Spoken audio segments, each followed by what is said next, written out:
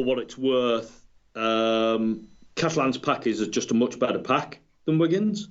So, I mean, I think you've got some huge talent in the back row, but the size of Catalan in poor weather like that, in the wet, that's always going to favour the bigger team, and they're unquestionably bigger in the pack. So that was help with Dudson being back, I think, as well. Exactly. Very much so. Very much so. And McMeekan was brilliant in the front row again. How are they not going to take him out of that spot? I don't see how they can. If I were them, I wouldn't take him back out of the front row. He looks like a born front rower to me.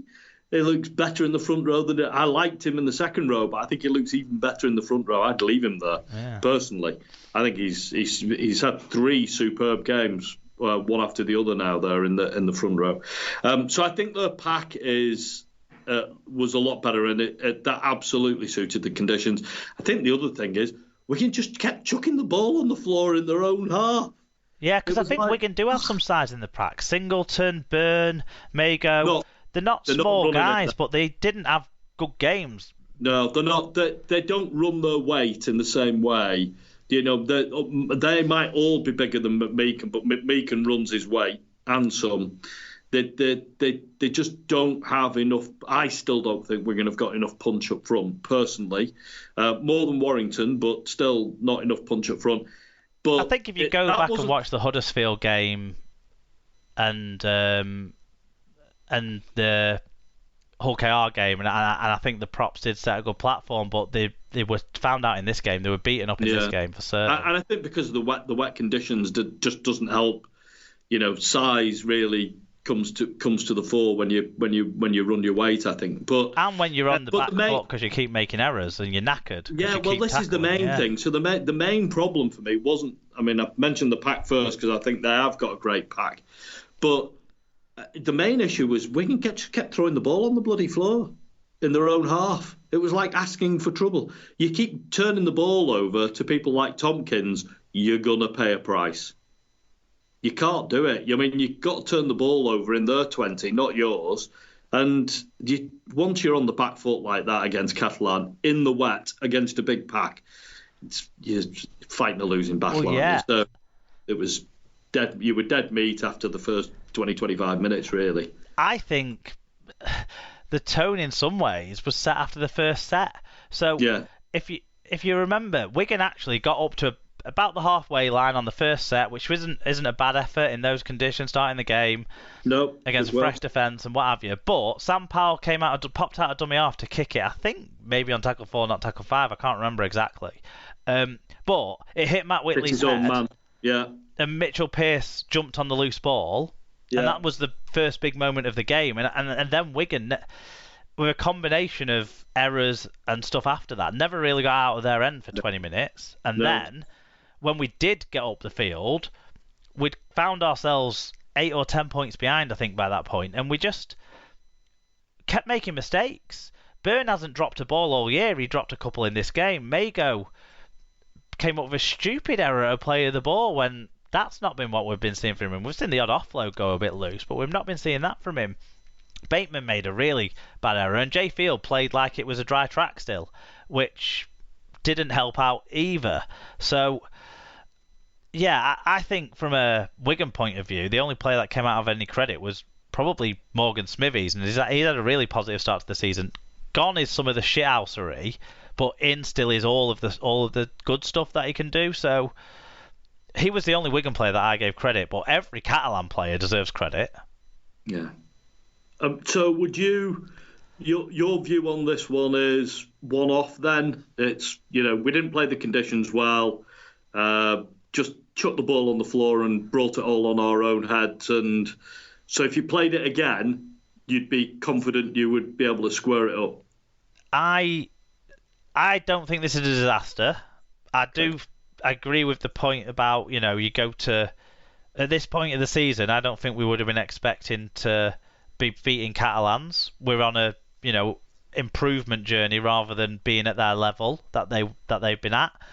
But I wouldn't have expected to lose 28-0. I think that came into it because of a lack of composure when we started chasing things, ruining every chance we had from that after, Catalans just expertise in the web weather in this game. Yeah, I mean, any side, no matter how good they are, can get a good beating if they're not on the game and they're just not playing the right game for the right tactics in a game. I think the trick here will be to take all the good lessons out of it, won't it, and see, take it into the next time you have to face those sorts of conditions, that sort of team. Yeah, and I'm not sure how quickly we'll learn that, but we will have to see. But because we played against Huddersfield in the second half in as bad conditions as this, and we were very controlled. So I don't know. What I would say is, I don't think, like Barry Mack during the commentary, he was saying he thought Wigan's played regressed to like it was last year. I disagree with that.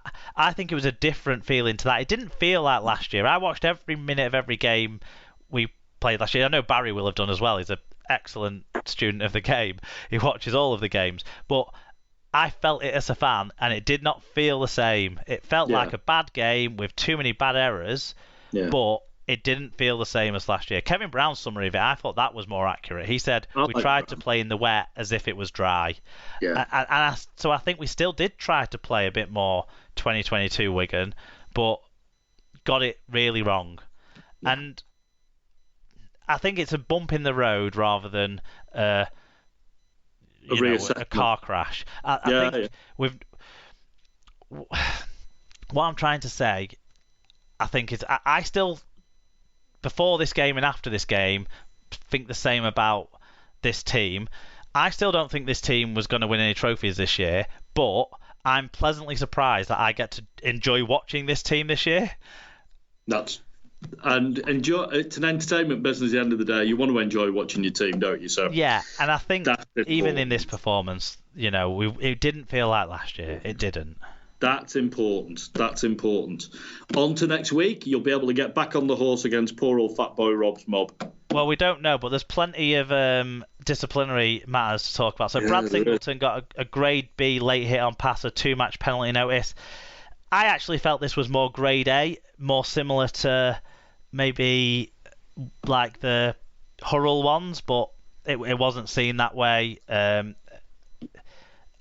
think, fair enough. Brad Singleton's not had a great disciplinary record, so he's going to be at the top end of the grade, and that's it, and he's going to miss a couple of games.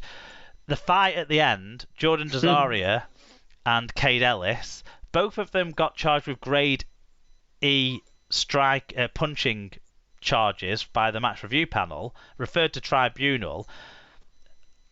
I'll bite my tongue to an extent, but I think this is fucking bollocks based on what I know now. But what I'll do is I'll retract a little bit back in myself and say when I've read the write-up tomorrow, I might see something different. But what I would say is Jordan Desaria should have got a fucking grade C charge minimum for the swinging arm on the ground that led to the fight in the first place. He started it, actually. He should have got 2 charges. But it seems like, I don't know, speculating, David. Sure. Speculating, I think maybe what's happened here is they thought Cade Ellis to start the fight because he threw the first punch and ignored the thing that happened on the floor. That's possible. Or Cade Ellis was better at punching than Jordan Desaria, so actually hit his head more than Desaria hit Ellis's, and so they've said, "'Cause you were better, you get more of a ban." That's the only thing I can think here with these two issues, because I'll have to read the thing, but it doesn't make sense to me how one got downgraded to a grade C, the one who fucking twatted some guy in the head on the floor when he was, like, defenceless, versus an actual punch-up between 2 people. I don't know. Baffled. But the write-up probably will make sense, and then by next week I'll have understood it. Mark Rant done, and like I say, I've probably... For those who don't know, we had a bit of a connection issue again then, so we're starting another call. But David, I don't know how much of my rant you caught, but what did you make of it? Well, I didn't need to, because you ranted when you read it prior to us recording, Mark, and I think I said it to you at the time. I watched it, watched the game. I didn't see any difference between what the two guys do, so I don't know what the disciplinary panel have seen that's made a 2-match difference between the two. To me, they both hit the guy in the head with punches, and it looked to be like 4 or 5 matches for either of them. So There you go. So, let's have a look. It does, yeah. It hasn't been explained in the little post that they've put up yet. So we'll have to wait until the minutes are available on the disciplinary section of the website, I think, which won't be until hopefully tomorrow. But let's just see if there is anything. No, nothing yet. John Scott got in touch about the disciplinary, though. Kind of a general topic. I was thinking where best to fit this in, and I guess at the end of when we've talked about all the games. So John said, no complaints about Kane Evans, of course a Hull fan for those who are less initiated. He said, no complaints about Kane Evans' two-match bans. Interesting to see the number of late hits on passers or kickers with no further action. That didn't take long to change from the start of the season. Biggest question for me is how the hell did Makinson get away with it? Also think there was a time when the first player running into a melee would be done with a suspension. Is this another ruling we have scrapped, or is Bateman exempt? So the Evans thing we don't need to talk about, I suppose. It's three points to talk about there, David. I don't know what your takes are on them. Late hits on passers. Do you think we're seeing any less? I mean, Brad Singleton got a grade B, but there was no other charges for late hits this week. I don't think we're seeing... I think all the ones I've seen banned for late hits at the moment, and there have been quite a few, I mean, including... the Matautia one, for me, he's a late hit. I mean, he's just late.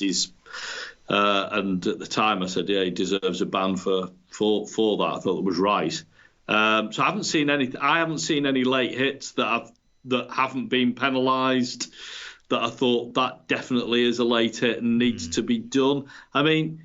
I think what John's referring to is the match review panel notes. So obviously there'll be a lot of people pulled out in the initial watching of games that the match review panel does.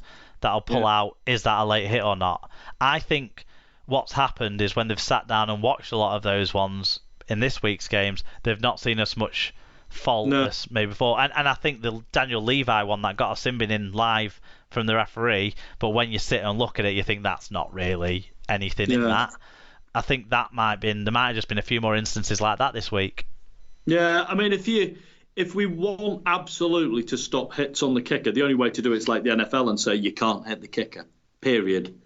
And then you've got a different game to the one we've got at the moment. Other than that, you're going to have to make a judgment.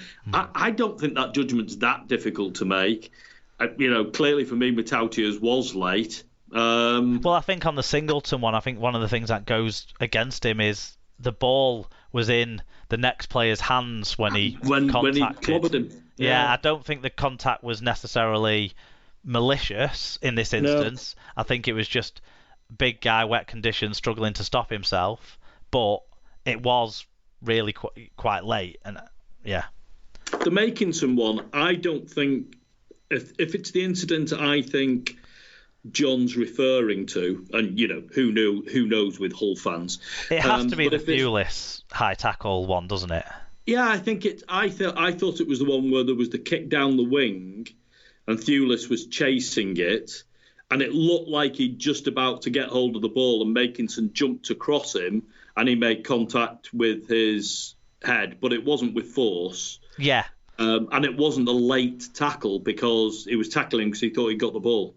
Well, I don't think he was tackling him. I think he kind of jumps across him and makes contact, but like I say, wasn't. I think the key thing there in that one is the contact wasn't forceful. Yeah, it wasn't, and I think he was trying to tackle him. He just didn't do a very good job. Well, the match review panel write-up sort of suggests he was trying to pull out of tackling him. I think he was caught somewhere between the two. I can understand that why nothing more happened off that one personally. I thought it was an unfortunate one where they're going for a loose ball but it wasn't forced. It wasn't. And then he thinks he's not. Just one of those. One of those. And then the Bateman thing, I checked the on-field guidance and all that sort of stuff. There's nothing that talks about a player running in, getting suspended unless he runs in and punches. So I think what we've seen in the past is maybe other contrary behaviour charges for people who've started a melee by running in. Yeah. But Bateman did not start this by running in. George Caesarea started this by twatting a person on the floor in the head, but getting